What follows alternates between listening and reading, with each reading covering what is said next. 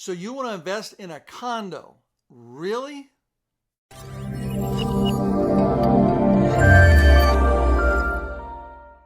So you did read the title in this video, right? It says why buying a condo is a bad investment idea. I didn't say that it's not a good idea to buy it for you to live in your primary residence. When you do that, you get things like a guarded gate, you get security, you might get a pool, you might get a gymnasium, you'll probably get a lot of social activities. Those are great reasons for you to buy a condo because it becomes an all-inclusive situation. But if you want to buy it for investment, like when you get not necessarily appreciation, but a return on your cash from cash flow, well, there's probably lots of other ways to put your money to use. How about buying a house that you can Airbnb where there's no restrictions? Or what if you bought a duplex and lived in one side and rented the other? Or what if you bought a boat marina? There's lots of ways for you to use your money for investment purposes that are much better than a condominium. But let me just introduce myself. I'm John Whelan with EXP here in Delray Beach. If you like my channel, do me a favor, that subscribe button, hit to it. And also below, tell me your comments. Am I off base? Have I lost my rockers? What's going on? Today I want to dive into 6 reasons why I personally believe that buying in a condo for an investment is a bad idea. The first one is the high costs that go above and beyond the actual purchase price. For example, investors often underestimate the financial implications of condo ownership. You see, it might be reasonable or lower price to buy a condo than it is a home, but there's a lot of times hidden costs that emerge that can become financially burdensome for the owners. Those are homeowner association fees or HOAs, maintenance fees, not just for your unit, but for the whole development, and also special assessments that come out of nowhere like a surprise attack. So we all know one thing. In my lifetime, HOA fees do only one thing. They go up and to the right. They rarely come down. And special assessments, particularly here in South Florida, in the last few years, I've seen them as low as $250,000 for an 8-unit building, all the way up to $22 million for a 100-unit building. And guess who pays those special assessments? You do. So as an investor, one of the worst things you want to have on your P&Ls is surprise attacks. This is a bad one. Number 2 is the lack of land ownership. So a technical drawback of condo ownership and investing lies in the fact that you don't own the land. So in a condo, what you do own is the airspace. Compare that to a house where you own the land and the construction. You don't have that in a condominium. This can negatively or adversely affect the market value of condos when compared to other alternatives like homes or apartment buildings. It's just something to keep in mind. It's a technical piece, but not owning the land for some people is just not a good investment.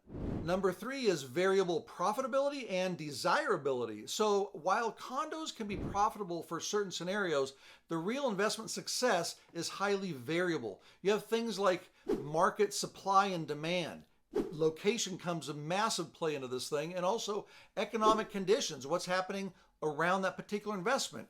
In addition to that, when you buy a condo, they may only have 1 or 2 2-bed, 2-bath units and 1 3-bedroom, 2-bath unit to choose from. So you as an investor, you come in and buy one of those that has the same floor plan as all the others, and you put in capital to your unit to try to differentiate it from others. And when you go to sell it, and all the others don't have what you did, that means there's going to be downward pressure because all it is the same 2-bedroom, 2-bath, same floor plan, same size and everything, but whoever puts the most amount of money into it may not get that back in return for the investment. So it's highly variable. Now, speaking of profitability, down below I have a link for you. It's a free link to get my investor spreadsheet. I built this over 25 years ago when I was buying apartment buildings. In it, you can put information about your purchase price, your mortgage information, then your current rents and your current expenses. Compare that to future upside rent and future expenses. Now, one of the things you want to put in the expense line items are what?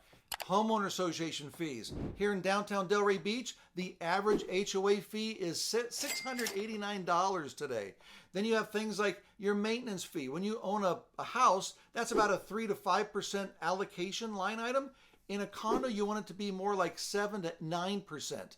And then you have special assessments, things that come out of midair and just hit you in the back. Right now, I have that set for 0, but you might want to make sure you put a significant number in there. And once you add it up, there's a formula that gives all you the results. You will clearly see what the profitability on a cash flow basis is or isn't for a condo.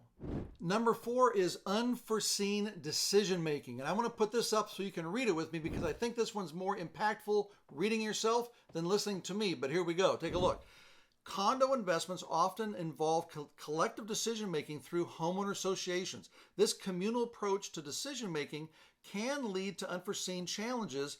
Investors of condos may find themselves subject to decisions that don't align with their interests that could potentially impact the value and desirability of their investment. There's that desirability word again. So think about it this way. When you buy an asset in real estate, as an investor, you want to have full control of all the decision making, who you rent to, who you evict, how you raise rents, etc., etc. When you invest in a condo, that decision is not yours. You lose full control. It's a collective thing.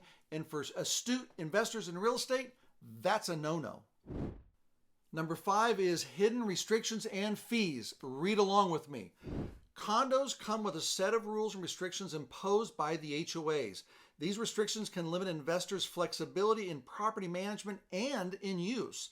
Additionally, hidden fees and rental restrictions can impede the potential profitability of condo investments, adding an extra layer of complexity for investors. Let's go back to that rental thing. So a lot of condos in their rules and regs, and by the way, are you ready to read through a 120-page document to find absolutely everything? No, it'll sit in the closet somewhere so you can give it to the next buyer. But here's the thing, a lot of condos restrict rentals. Some say no rentals at all. Some say no pets. Some HOAs say you can't rent but once a year, and that has to be for a minimum of 90 days. Some have restriction for the first 2 years, you can't rent at all. So you got to look at the fine print and understand that when you're going to invest in a condominium, yes, those restrictions are nuts. And now number 6, the biggie regarding today's real estate investment world is the inability to use Airbnb due to HOA restrictions. That's right.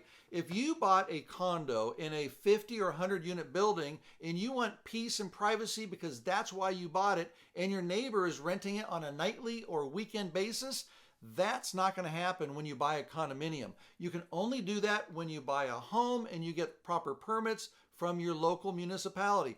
But as for HOAs and Airbnbs, that is not going to happen. And that's what a lot of investors are looking for in this market, is creative ways to create cash flow through Airbnb management. Well, that's a big restriction. And if you've been thinking about that, ain't going to happen.